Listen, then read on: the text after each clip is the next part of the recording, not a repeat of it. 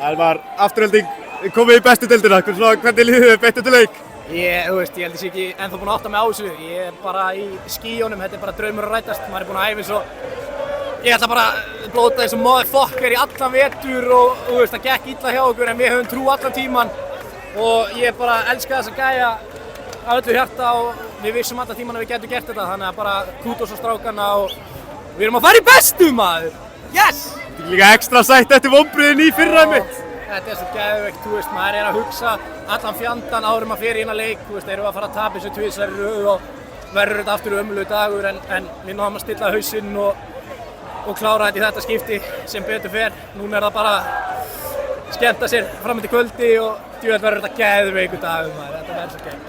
Skemmta sér með þessum stuðningsmönnum hérna? Ég ætti að sjá þetta, hvað er að gerast hérna, þetta er bara trillt. Ég get ekki beðið. Svona leikurinn, hvernig fannst þið leikurinn? Það var frekar lokaður, ekki satt? Þetta var bara leiðalegasti leikur sem ég á ævinni spilað, en sem betur fyrir kláruðu þetta 1-0 sem er bara, þetta er besti 1-0 sigur bara á ævinni. Þetta er bara geðveikt, get ekki beðið eftir að fara að fagna þessu. Og hvernig skal svo fagna þessu? Hvað segirðu? Hvernig á að fagna þessu síðan? Get eiginlega ekki sagt það við þig hérna. Það kemur bara í ljós í kvöld. Takk, Elmar. Takk fyrir.